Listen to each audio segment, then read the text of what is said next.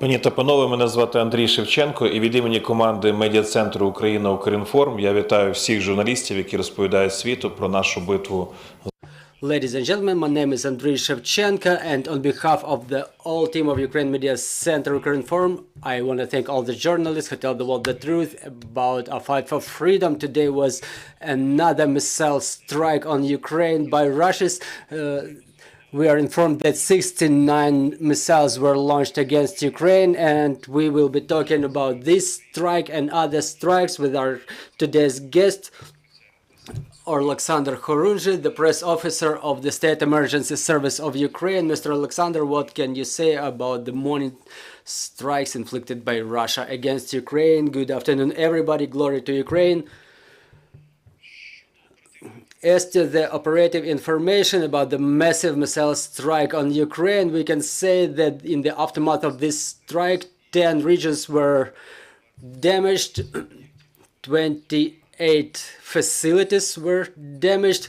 Most of them are private residential houses, and other are the critical infrastructure facilities. The State Emergency Service reacted promptly to those strikes. About 100 servicemen were engaged in the mitigation operations. In the aftermath of the strike, 3 persons were injured, including 1 woman and 1 child. Besides, I would like to emphasize that State Emergency Service reconnected the generators. 87 generators are connected to the grid in total for supplying the electric power to the critical infrastructure installations and socially important facilities such as hospitals. I would like to stop specifically on Kyiv. Today our operative center received a report about this strike in Darnitska, Pechersk, Solomiansky and Holosievsky districts of the capital. The fire erupted due to the fall of the remnant, the debris of the rocket. The fire was immediately put out. At another address, the partial damage of the residential building happened without further fire. The medics had to hospitalize a number of people, including a 14-year-old girl who actually submitted a call to the State Emergency Service. We are still detailizing the information about the injured across Ukraine. There was debris of the rocket falling on a children playground in Pechersk region with no injuries. In Holosievsky district, the debris of the rocket fell near a vehicle without injured. In Solomiansky district, debris of the rocket fell on the roof of a residential building, fortunately without casualties or injured. Once again, I will repeat myself, around 100 servicemen and 15 units of State Emergency Service material were engaged in mitigation of the aftermath. Can you give us a few comments about the fire in the private residential building and its mitigation in the Osakarki district, in the Osakarki neighborhood, when the unit set out on a mission for mitigation of fire in the private residential area? They were working in compliance with the classical scheme. 1 unit was putting out the fire and the others were preventing the spreading of fire to other residential buildings, and they were conducting reconnaissance, looking for casualties and injured. What can you say about the goals of Russia under this rocket strike, after this missile strike? What was their goal? Was it the damage and destruction of the critical infrastructure facilities. Yes, their goal included the critical infrastructure in facilities, but judging by the number of damaged residential areas, their goal was not only the critical infrastructure facilities, but we have casualties, we have injured among the civil population. So, but what can we say about the terrorist country? We'll switch the topic a little bit. I want to invite Roman Rudak, the Deputy Director of Emergency Prevention Department at the State Emergency Service of Ukraine. Mr. Roman, I would like to ask you about the New Year in the advent of this holiday and other holidays. It's the moment that requires special responsibility and special attention on part of your service.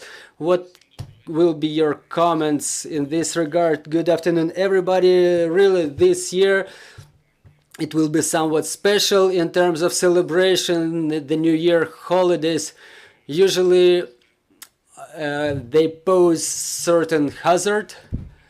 The number of people using pyrotechnic devices and injuries during the use of pyrotechnic devices usually grows.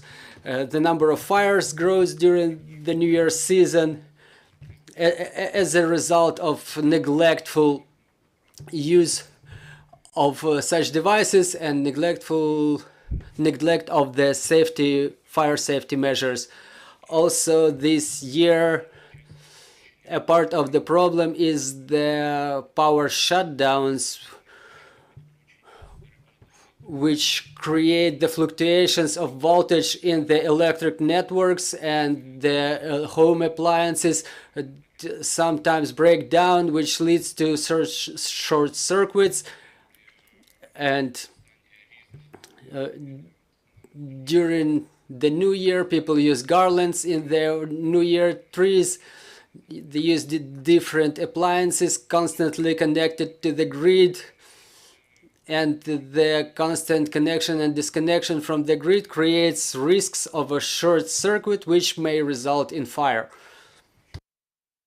That's why, availing myself of opportunity, I want to remind the elementary rules and standards to be complied with during outfitting of the New Year tree in homes. We understand that this year there will be no such a broad and solemn celebration as it was happening during previous years, but we understand that families are with kids. Kids sometimes don't understand this situation, and they obviously require some holiday. They need this New Year joy, and the parents will do it for their kids, obviously, but for the understanding of our citizens, I want to explain the elementary rules while setting up the New Year tree. Well, there are natural and artificial trees. When you set them up, you have to understand that the artificial New Year tree is usually more prone to catching fire, while natural tree is more resistant because it's more moist, but as it gets dry it poses significant hazard.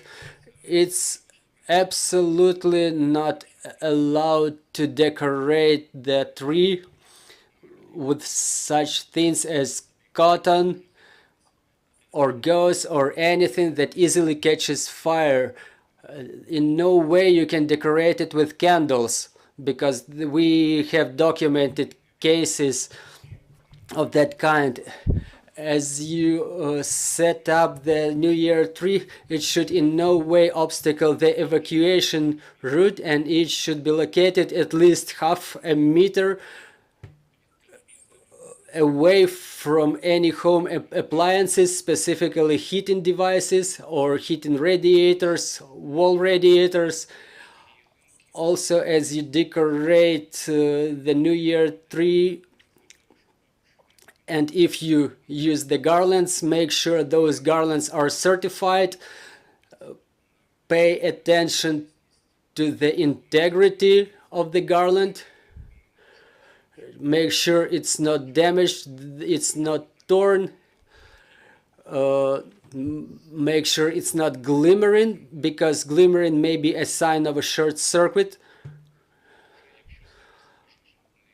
Also, in case it eventually catches fire, in case the tree catches fire, don't panic. First of all, switch the garland out of the socket, pull the garland out of the socket, and try to put out the fire. If it doesn't pose a hazard to your health and safety, put out the fire by yourself. Also, you have to understand that the artificial New Year tree cannot be, the fire on the New Year tree cannot be put out using water. Just have something to cover it with, like a blanket. Well, obviously the best way is to have a fire extinguisher at hand. The natural New Year tree, in case of natural New Year tree, you can use sand or water or a blanket as well. If you understand that you are unable to put out the fire by yourself, you have to immediately call 101, call the emergency service, who will react promptly, and they will help you with putting out the fire on your tree. Meanwhile, we will see if there are questions in the studio. Meanwhile, I will ask you about the use of pyrotechnical devices. There are restrictions for their use in many regions of Ukraine. What do people have to know about that? Well, during the martial law in the country, any use of pyrotechnic devices is strictly prohibited. That's it. But the rules, the standards of use of the pyrotechnical devices are usually set out on the packing by the manufacturer, and it shows the distance to set up, if it's a firework, how it should be fixed, how it should be attached to the ground. Usually it's made using some heavy objects. People have to stay at certain distance and to stay away from such a pyrotechnic device within a certain period of time. Also, there is an age restriction, for example, when children can be given such pyrotechnic devices. But again, I'm reminding you that during the martial law, any use of pyrotechnic devices is strictly prohibited. I have a question to both of you, or that one who thinks it's more purposeful to respond. What's your evaluation of the situation in European homes in terms of evaluation of additional fire hazard? We understand that due to the barbaric attacks by the Russians, many Ukrainian families have to resort to some, so to say, creative, non-standard ideas in terms of lighting. Well, objectively, the situation deteriorated, as I mentioned, during the power shutdowns. The people switched to alternative power sources such as generators, electric radiators, and other kinds of power supply devices like power banks and other devices of this category. So during their connection or disconnection from the grid, such facts may result in such it may pose risk of hazard.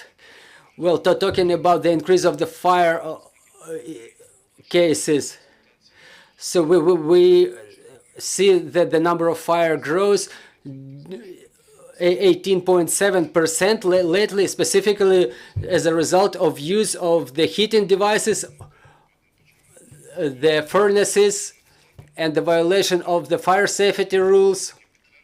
And statistics confirm it, During the operation of the electric devices, it's both the use of power straps and extension cords and many powerful home appliances.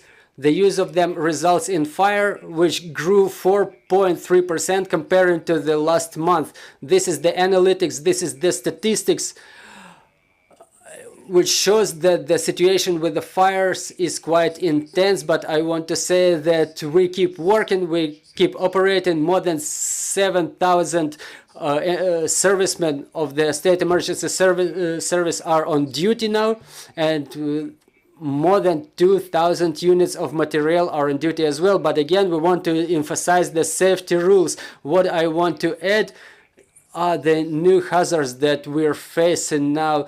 The use of gas heaters during power shutdowns, the use of generators, again when the lights are off, the use of open fire such as candles, and the active use of furnaces and boilers. It adds to the hazard, but our main advice that we keep informing our citizens on: don't locate the generators in the premises because it emits the gas, and people have to remember that the generator should be put at least 6 meters away from the building so that the products of burning don't get inside of the building. And if it's a depth wall, then at least 1 meter distance. There should be certified. We should only fuel it in a cold mode.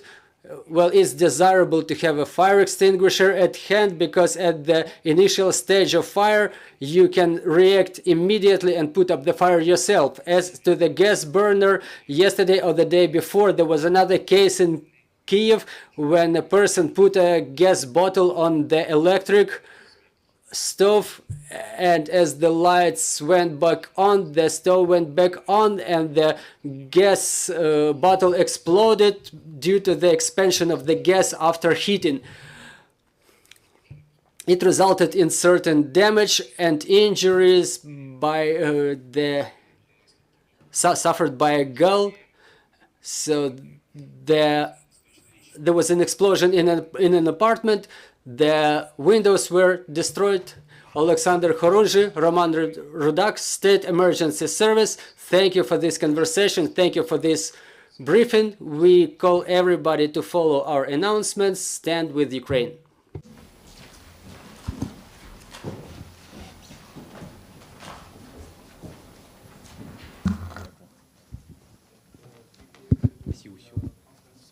Завершуємо сезон. Дякую.